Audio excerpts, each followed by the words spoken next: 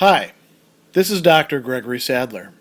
I'm a professor of philosophy and the president and founder of an educational consulting company called Reason.io, where we put philosophy into practice. I've studied and taught philosophy for over 20 years, and I find that many people run into difficulties reading classic philosophical texts. Sometimes it's the way things are said or how the text is structured. But the concepts themselves are not always that complicated, and that's where I come in. To help students and lifelong learners, I've been producing longer lecture videos and posting them to YouTube. Many viewers say they find them useful.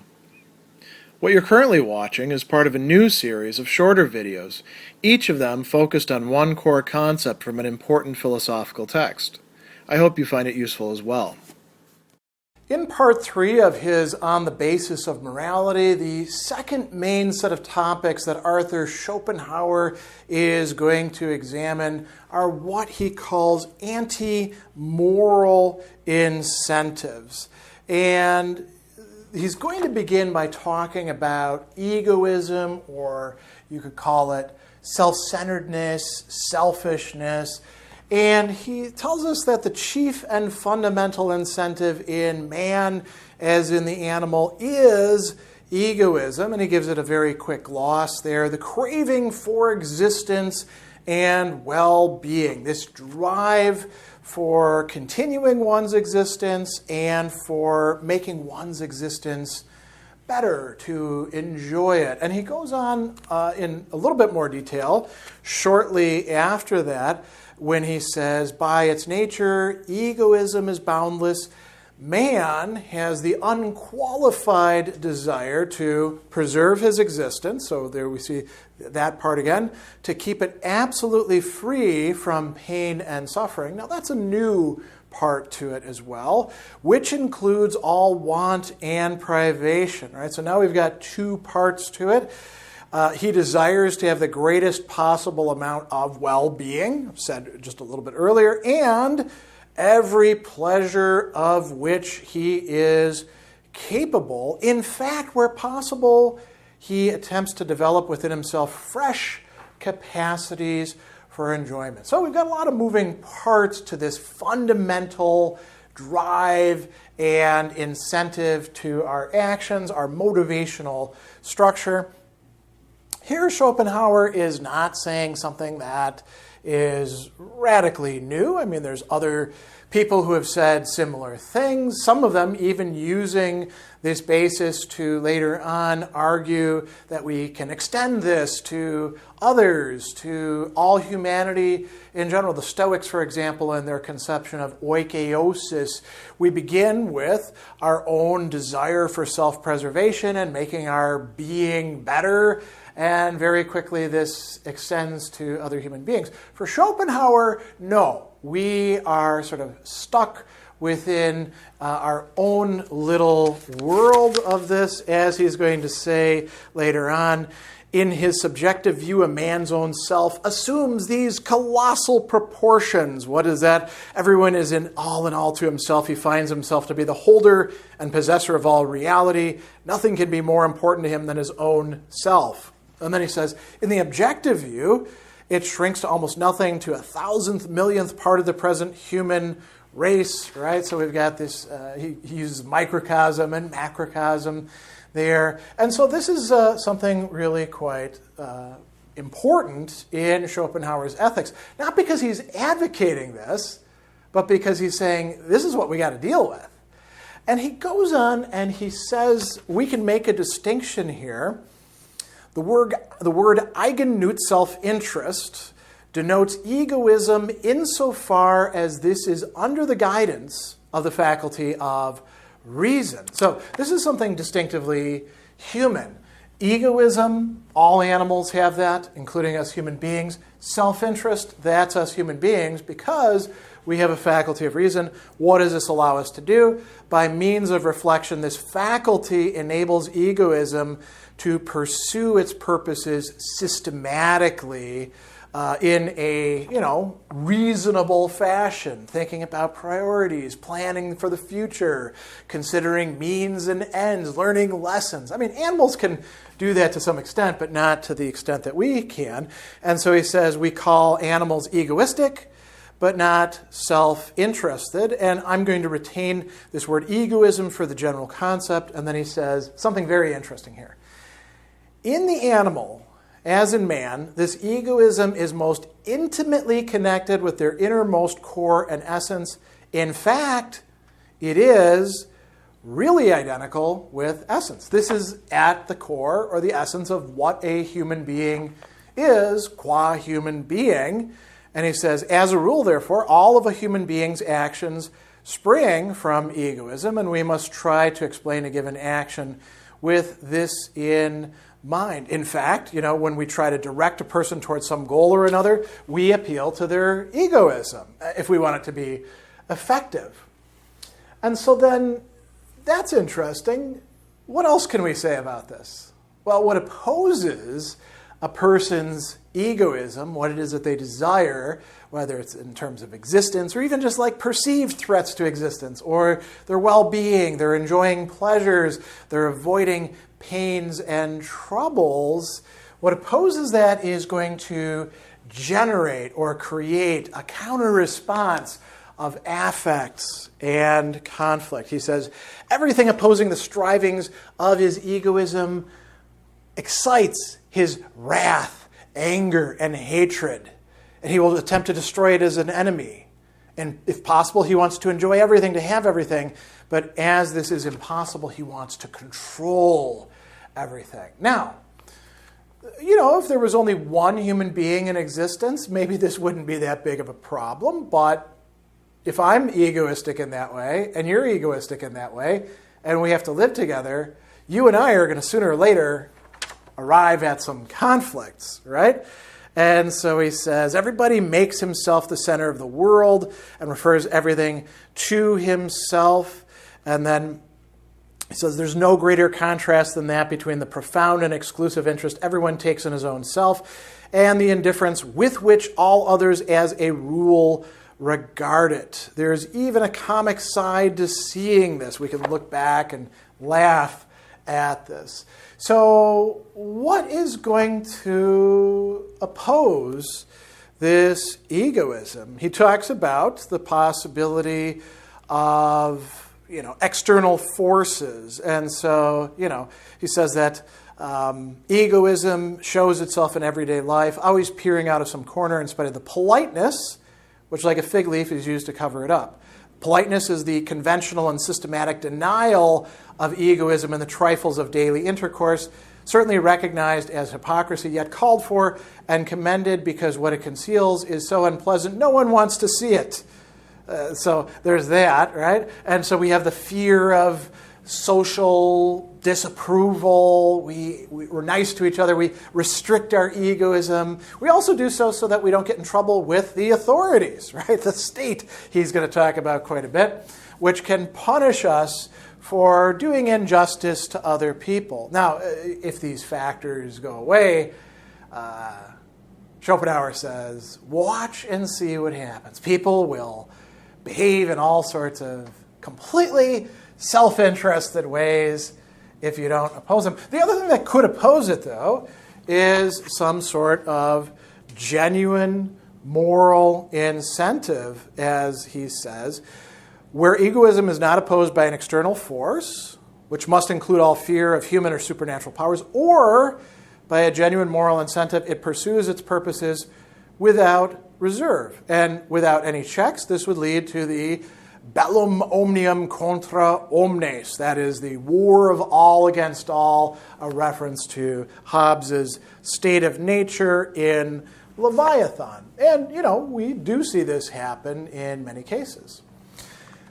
Schopenhauer is also going to talk about two important virtues here that he thinks are going to be central to morality, and he's going to unpack later on in this part of his work. He talks about justice, the virtue of justice, and he says, which, in my opinion, is the first and really cardinal virtue, the virtue from which other virtues flow. And he says that this opposes egoism. Now, of course, many instances of doing justice to other people could, in fact, be just, self-interested, right? I do so to avoid the state coming down on me. I don't steal my neighbor's goods. Well, that's not the virtue of justice. That's just doing justice. That's not yet having that as part of your motivational structure. Very important difference there. Another virtue that he brings up is philanthropy or loving kindness, which is opposed to ill will or spitefulness. And he's going to go into an analysis of this. Before we do that, though, before we look at that analysis, there is something that we want to highlight. So egoism, a little bit later on, he's going to talk about as a brutal, that's the word that he's using, root of bad actions. It's an antimoral incentive or an antimoral motivation, right? What does he mean by brutal? We often think of brutality and we equate it with something like cruelty, which Schopenhauer is going to say, no, that's something different here. It's behaving like an animal, just following out our own self-interest to the detriment of others, typically. Ill will is going to be a devilish, diabolical root. And that is something that, in many respects, I think you can say is only there for rational beings, human beings. And there's a difference in how they approach ends and means in this. He tells us, this is quite interesting, that the ways in which these work is a bit different. The end of egoism is to get what you want. And if other people get in the way, so much the worse for them, right? They should have known better than to oppose you. The end, the goal of ill will is harm to another, damaging another, hurting another, depriving them, humiliating them. So this is different. The egoist, the person who's being driven by primarily egoistic motives, in this case selfish motives, may humiliate somebody else, but it's to get something else. Whereas the ill will person will do so just to hurt the other person for that point. Consider how it might work if you wanted to argue somebody out of bullying other people. If they were motivated by egoism, which could include, the need for security on their own part, well, you can try to provide them with a different means to the end that they want.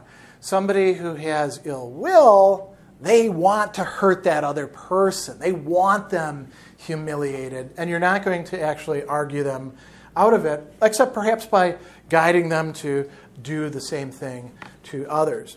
Now, how does ill will arise? This is quite interesting. So egoism is just part of our nature, right? How do we wind up with ill will? He says that it happens through several different things. One is when we wind up in conflict with other people, right? He says that, here we go,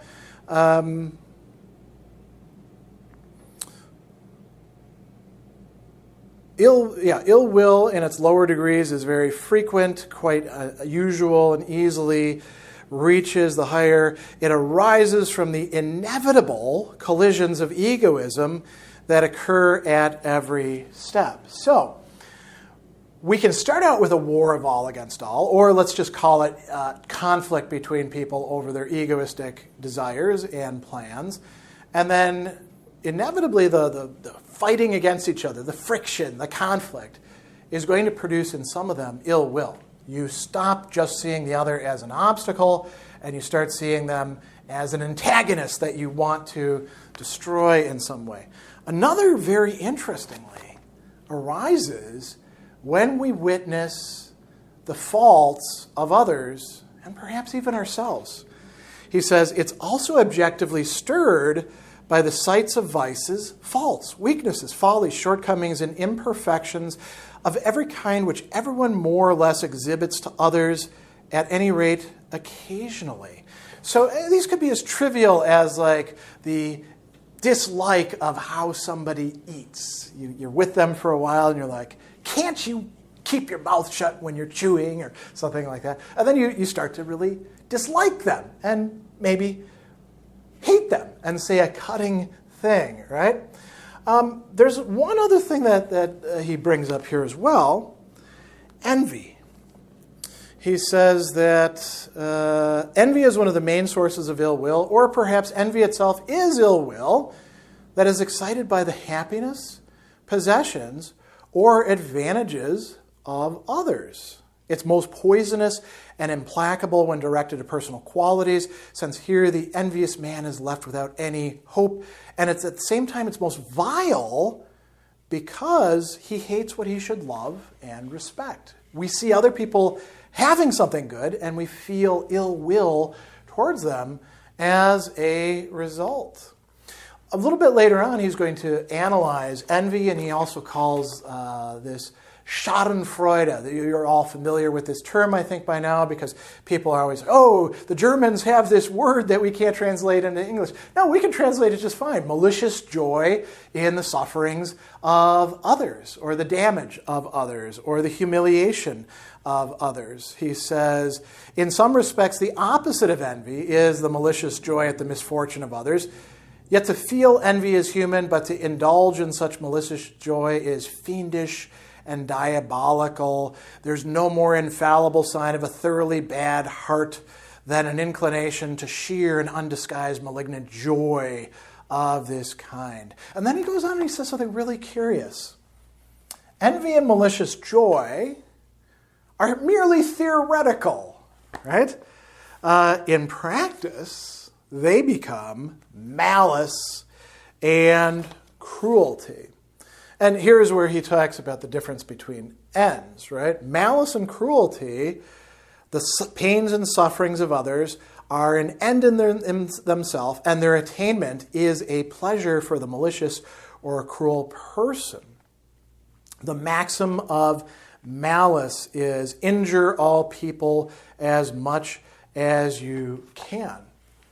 He provides some brief sketches saying, we could do an entire discussion of this, but I'm just going to list these off at this time. What arises from these two fundamental forces? He says, such a system would derive from egoism, greed, intemperance, lust, selfishness, avarice, covetousness, injustice, hardness of heart, pride, arrogance, and so on. So obviously this is not a comprehensive list, but this gives you an idea of what falls under egoism. What arises from ill will? He says envy, disaffection, ill will, malice, malicious joy at another's misfortune, prying curiosity, slander, insolence, petulance, hatred, anger, treachery, perfidy, thirst for revenge, cruelty, and so on. So these can lead to a lot of important problems. And then he, is going to finish up by saying, okay, is this all that we've got going on with human beings? We can try to restrict them, and a lot of what we call justice, which is not really the virtue of justice, and a lot of actually what we call philanthropy or loving kindness, which is not really the virtue of it, just certain actions. We can restrict this sort of thing quite a bit through making people afraid, by telling them all sorts of stories about the gods and what they're going to do. But these are really just appeals to egoism. Be good or the gods are going to take vengeance and impose justice upon you. That's just an appeal to you getting what it is that you want or not getting what it is that you don't want from other people. And he says, what would get us beyond this motives of such a kind, always rooted in mere egoism? And he says, here we actually have to think philosophically, right? And we also have to be very careful. He says, many a man can give an account to himself of his noblest actions only through motives of the kind previously described. But it is certain that he nevertheless acts for much nobler and purer incentives, though it may be much more difficult to make these clear. Out of direct love for his neighbor, he actually does what he is only able to explain by the command of his God. But philosophy can actually look at the nature of human beings independent of all mythical interpretations, religious dogmas, and transcendent hypotheses. There's a rejection of Kantian ethics and other ethics that's built into this as well. He tells us philosophy demands to see it. What's the it? This genuine morality demands to see it demonstrated in external or internal experience. So this is a philosophical task. He's not yet telling us what this would be, but he's suggesting that there is something that can go beyond this and resist these motives.